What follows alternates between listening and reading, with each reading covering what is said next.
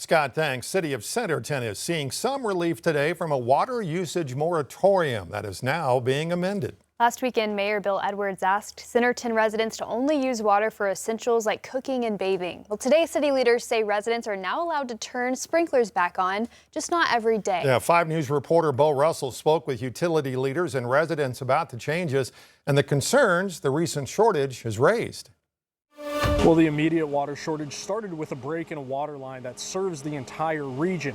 But the recent restrictions have some Centerton residents wondering if the water infrastructure in the city can keep up with its rapid growth. The problem started July 19th when a 3-foot section of a 36-inch regional water line ruptured near Pea Ridge. The break was losing about 2,000 gallons of water per minute. Centerton then asked residents to stop irrigation and other non-essential outdoor water use while storage levels recovered.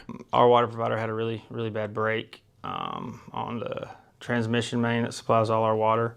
So to help them combat that and get their storage levels back up, we issued the conservation order on the irrigation for the water. Mayor Bill Edwards posted the restrictions on Facebook, drawing dozens of comments from concerned residents. Kisma was one of them. She's lived in the area for 15 years and says the water shortage added to her concerns about the city's growth. Centerton has grown so much. I have lived in my house for 15 years. And the amount of growth that I have seen in 15 years has been absolutely insane. She says farmland around her home has been replaced by subdivisions. There's now a new subdivision coming up with houses for sale. And if we can't accommodate that growth, then why are we still allowing it to happen? She says she wishes existing infrastructure would get some attention before preparing for new residents. And it's obviously good for the community. But I feel like Centerton is growing faster than we can accommodate it. The city says it's also waiting on a new water tower that was supposed to be finished in January. We thought we'd be ready by summer, but we're not. So hopefully that will provide some relief coming soon. At around 4 p.m. Monday, Mayor Bill Edwards announced that residents can now water their plants on a rotating odd-even basis. In Centerton, covering news where you live, I'm Bo Russell, 5 News.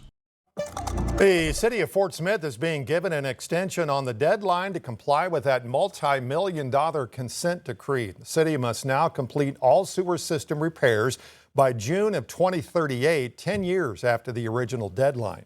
The extension also allows the city to keep that 3.5% sewer rate increase every year through the year 2030 to help pay for the work. Jada Daniels will have much more on this, including what it means to ratepayers, tonight at 10. Public transit is getting a boost in Fayetteville. City leaders say a new partnership will help improve service and make riding the bus more convenient. 5 News reporter Emily Moss explains.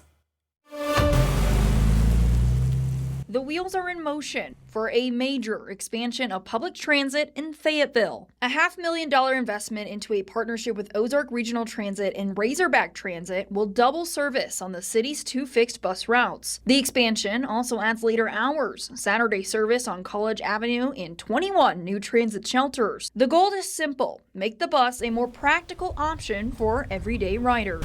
There's 30% of our public that does not drive, so offering other options is imperative if we're going to offer a true multimodal transportation system across our city. And the new service will remain free. Just as long as you're at the stop when the bus shows up, you can hop on board. Part of this expansion is adding more frequent routes. Instead of running every hour, they'll now run every half hour.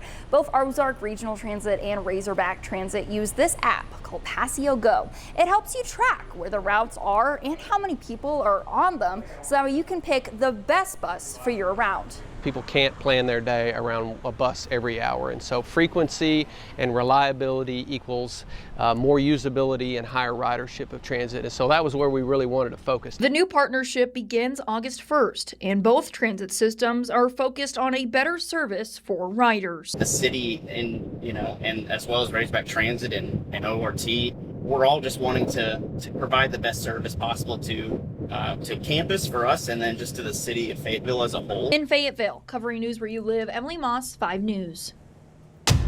Arkansas has reached a settlement with the genetic testing company 23andMe. Attorney General Tim Griffin says the state is getting nearly $500,000 as part of a multi-state settlement for a 2023 data breach that exposed the personal information of nearly 7 million customers nationwide including more than 48,000 Arkansans. Under the settlement, 23andMe will pay $18 million to participating states. Arkansas's total is about $432,000. A manhunt for the suspect in a Fort Smith murder came to an end over the weekend in Texas. Police telling us that public tips helped track down Jasmine Johnston in Houston.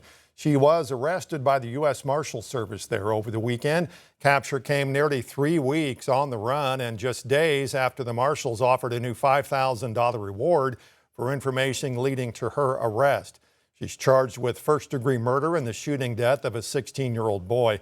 No information about the victim's identity has been released. Johnson is now awaiting a trip back to Arkansas.